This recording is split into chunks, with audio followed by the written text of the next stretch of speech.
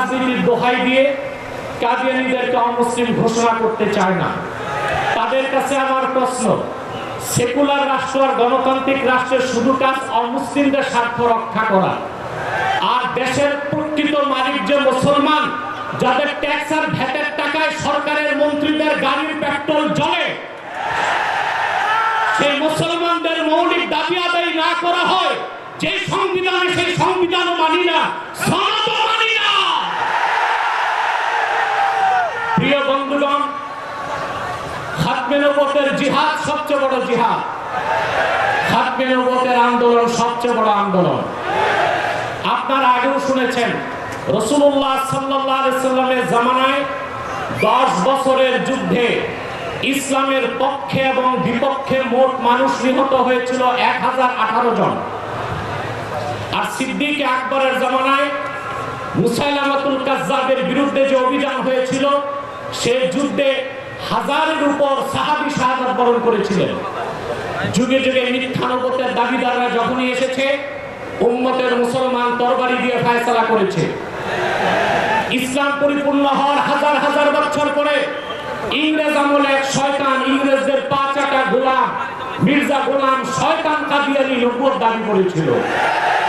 তাকে আমি গোলাম আহমদ বলি না, কাফের কখনো গোলাম আহমদ হতে পারে না। কাজ্জাব কাদিয়ানী ছিল গোলাম শয়তান কাদিয়ানী। 1908 সালে আল্লাহর গজবে সে ধ্বংস হয়ে জাহান্নামের কুকুর হয়েছে। তার অনুসারী কাদিয়ানীরা বাংলাদেশে এখন ব্যাপক উৎপাত করছে। আপনারা জানেন, বর্তমান সরকার দায়িত্ব নেবার পরে বাংলাদেশের বিভিন্ন জায়গায় কাদিয়ানীদের নতুন নতুন আস্তানা গড়ে তোলা হয়েছে।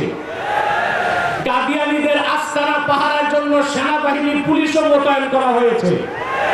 যদি তারা সংখ্যালঘুই হয়ে থাকে, তাহলে তাদেরকে সংখ্যালঘু ঘোষণা করতে সমস্যা কোথায়? এদেশে তো হিন্দু, বৌদ্ধ, খ্রিস্টান আছে, আমরা কি তাদেরকে অমুসলিম দাবি করে বলি? তারা অমুসলিম পরিচয়ে আছে। তাদের উপাসনালয়গুলোকে আমরা মসজিদ বলি না, গির্জা বলি, প্যাগোডা বলি, মন্দির বলি। কিন্তু কাদিয়ানীরা ইহুদিদের চেয়ে নিকৃষ্ট কাফের, তারা জিন্দিক। জিন্দিক বলা হয় সেই কাফেরকে যে প্রকাশ্য কাফের, নিজেকে দাবি করে মুসলিম। সেজন্য শরীয়তের আইনে কাদিয়ানীদের একমাত্র শাস্তি মৃত্যুদণ্ড। যেহেতু বাংলাদেশ সেকুলার রাষ্ট্র, আমরা ছোট একটা দাবি করেছি, তাদেরকে অমুসলিম ঘোষণা করতে হবে।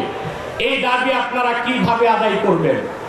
ঐক্যবদ্ধ হয়ে বছরে একটা কর্মসূচি দিলেই হবে না। আমি মনে করি এই ময়দান থেকে কর্মসূচি হওয়া উচিত। কুখ্যাত কাফের কাদিয়ানীদেরকে রাষ্ট্রীয়ভাবে অমুসলিম ঘোষণার দাবি আদায় করবে। হোক বিএনপি, হোক জামাত, যেই ঘোষণা দিবে তাকেই নির্বাচিত করে বাংলাদেশের ক্ষমতায় পাঠানো হবে। আপনারা রাজনৈতিক দলের নেতৃবৃন্দ, ইসলামী রাজনীতির দোহাই দিয়ে যারা আন্দোলন করেন, আপনাদের কর্মসূচিতে কেন ঘোষণা দেন না? সংসদে গেলে কাদিয়ানীদের অমুসলিম ঘোষণা করবেন। পশ্চিমারা খেপে যাবে। ভারতের দাবিদারি, যুক্তরাষ্ট্রের দাবিদারি করে কেউ ক্ষমতায় যেতে পারবে না। যদি যায়, ক্ষমতায় টিকতেও পারবে না। এক সাগর রক্তের বিনিময় হলেও বাংলাদেশের কাদিয়ানীদেরকে রাষ্ট্রীয়ভাবে অমুসলিম ঘোষণার দাবি আদায় করা হবেই হবে। ওয়া আখির দাওয়ানা আলহামদুলিল্লাহি রাব্বিল আলামিন।